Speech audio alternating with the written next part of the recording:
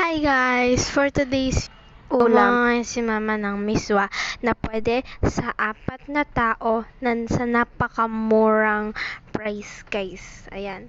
So, ang una natin gagawin ay magpapakulo muna tayo ng tubig.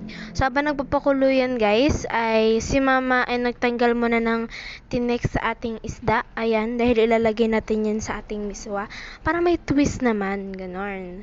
Tapos ayan, inaalis na niya mama guys. Ayan. Kinalahati niya na muna yan para yung isa muna. Ayan. Then ngayon ay nag-cut na muna siya or naghiwa muna siya ng luya at sibuyas. Ayan. Then nag-cut na rin siya guys ng onion leeks. Ayan. Ni-cut niya na rin yung white and dinaman niya na rin yung green. Ayan. So pagkatapos yun guys, ay ito na ating mga ingredients. Ayan. At nandito na rin ang ating miswa. Ayan. Diyan ang ating miswa. Ayan. So, una natin gagawin guys, ay babalikan na natin ating pinakuluan na tubig at lalagyan naman natin ito ng asin. Ayan. At pagkatapos natin maglagay ng asin, ay lalagyan na natin ng isda. Ayan. Then, lalagyan naman natin siya ngayon ng sibuyas at luya. Ayan. So, pagkatapos natin maglagay niyan guys, ay papakuluan na muna natin siya. Ayan, and then after a few minutes, babalikan natin siya. Ayan, kumukulo na siya guys. At habang nakulo siya guys, ay maglalagay naman tayo ng paminta. 1 spoon lang yan guys. Ayan.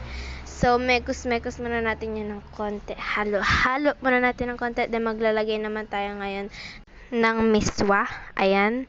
Bale, 2 yan guys para sa aming 4. Ayan. So, ayan na siya guys. Parang medyo na siya. Ayan. Then ngayon, papakuluan ulit natin siya. At pagkatapos yan, ay babalikan natin siya pagkatapos na ilang minuto para imekus-mekus natin yan. At pagkatapos yan imekus-mekus, ay ilalagay naman natin ngayon ng ating onion rings. Ayan. Lagay natin yan guys. Ayan. Then, pagkatapos nyan, ay luto ng ating miswa. Ayan. So, ni-taste test ko na yan, guys. At napakasarap. And again, napaka-worth it niyan. Napakasarap niyan, guys. Kaya, itry nyo na rin siya, guys. Ayan. Ni-taste test ko na yan. Alam mo naman yan. Ako naman lagi nag-taste test dahil ako'y laging gutom. Charet. Anyway, ayan na, guys. Ni-taste test ko na siya. Yarn. Sarap.